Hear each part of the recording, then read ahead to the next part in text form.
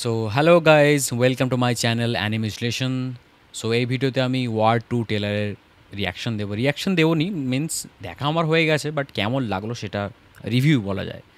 টেলারটা দেখে কীরকম এক্সপেকটেশন রাখা উচিত আমাদের। সো টেলারটার স্টোরি এমন কিছু নতুনত্ব সেরকম কিছু নেই। ভিএফএক্স খুবই অ্যাভারেজ।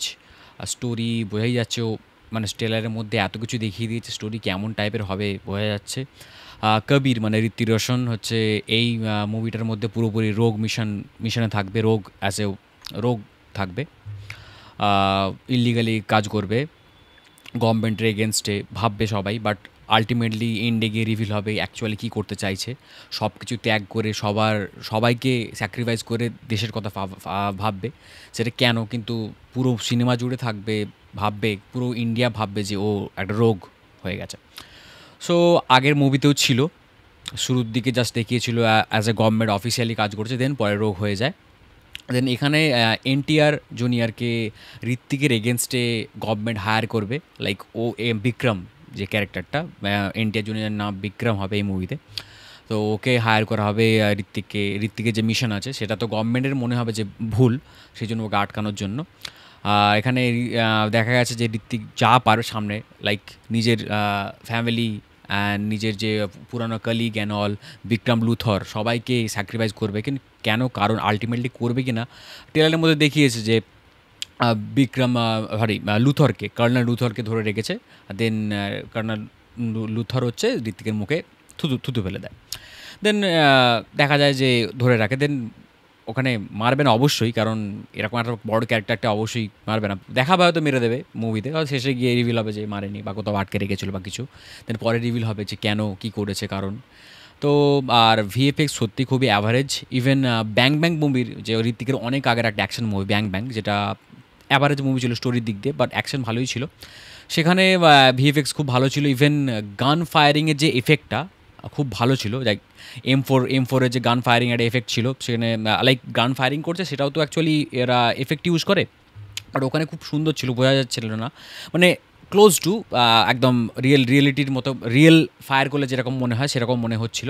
বাট এখানে এই ট্রেলারের মধ্যে শেষের দিকে যখন দুজনেই ফায়ার করবে ব্ল্যাক শ্যুট পরে এক অপরের দিকে, মেবি AK-47 ফায়ার করবে, তখন ইভেন ফায়ারিংয়ের সাথে যে সাউন্ডটা সেটাও সিং করছিল না। তো খুবই বাজে একটা বলা যায় ভিএফএক্সের সাউন্ড এডিটিং, ভিএফএক্স তো খুবই বাজে।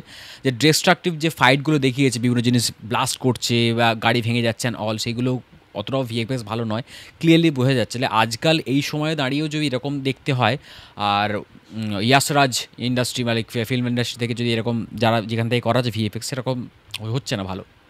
আর এই ওয়ার 2 বা এরকম মুভি থেকে আমরা এক্সপেক্ট করতে পারি ইন্ডিয়ান ফিল্মে ভালো ভিএফএক্স কিছু। আমার মনে হয় যে এত কিছু ডিস্ট্রাকটিভ ফাইট, লাইক এরোপ্লেনের মধ্যে ফাইট, যে এরোপ্লেনটাকে ইউজ করেছে সেই এরোপ্লেনটা লাইক আমেরিকা মনোপলি করে রেখেছে। নামটা আমি বি দিয়ে, লাইক B-21 বা কিছু একটা সামথিং, বা মনে পড়ছে না, বাট ওই এরোপ্লেনটা আমেরিকা অন্য কাউকে বেচে না, আর টেকনোলজির যে কীভাবে বানিয়েছে সেটাও কাউকে রিভিল করে না। তো ওটা শুধুমাত্র আমেরিকানরাই ইউজ করতে পারে। সো এখানেও দেখিয়েছে সামাও এটা অ্যাকচুয়ালি রিয়েল লাইফে লজিক্যাল দেখা যায় যে ইম্পসিবল। যাই হোক, তো ওর মধ্যে উপরে যে ফাইট করছে, গ্রিন স্ক্রিনে ফাইট বোঝা যাচ্ছে, ভালো ক্লিয়ারলি বোঝা যাচ্ছে। তো এগুলো করার কোনো দরকার ছিল না। Hand to hand combat, like Bang ব্যাংয়েতে হ্যান্ড টু হ্যান্ড কম্ব্যাট যেগুলো ছিল খুবই ভালো ছিল, রিয়েল মনে হবে। লাইক আগের মুভিতেও যে টাইগার সব যে ফাইটগুলো করেছিল সেগুলো খুবই রিয়েলিস্টিক মনে হয়েছিল। ওখানে hand to hand combat, tiger সব নিজেও স্টান করেছে, হেভি স্টান করেছে, লাইক অসাধারণ স্টান করেছে টাইগার সব।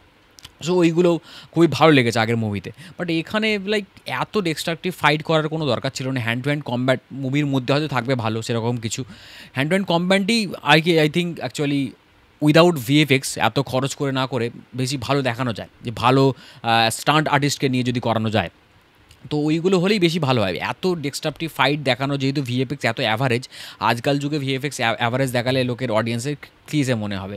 সো স্টোরি তেমন কিছু হবে না আর কি। এখানে যে কিয়ারা আদবানি মেবি লুথরের মেয়ে হতে পারে, তার সাথে লাইক রিলেশনশিপ হবে, অ্যান্ড পরে জানতে পারবে যে তার বাবাকেও মেরে দিয়েছে, বাবাকেও মেরে দেবে, এরকম কিছু হবে। আলটিমেটলি মনে হচ্ছে যে মারবে না।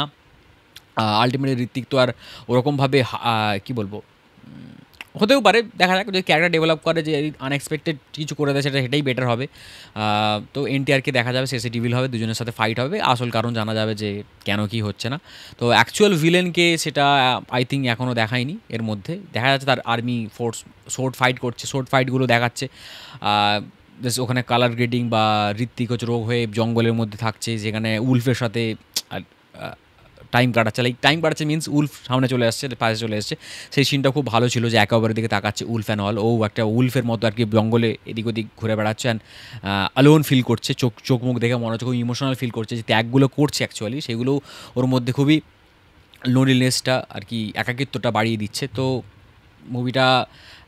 মুভিটার মধ্যে যদি আরও কিছু দেখা যাক অ্যাকশন সিকোয়েন্সে মেবি বা ভিএফএক্স ভালো হয়, যদি তাহলে ভালো হবে, মানে লাইক বেটার হবে।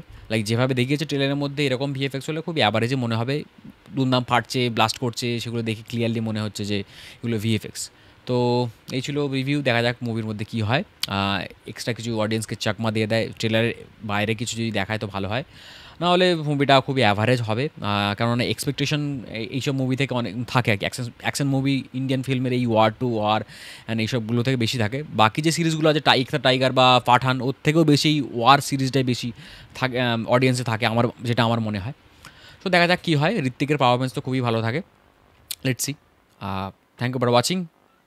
Please like, share and subscribe my channel if you like this video.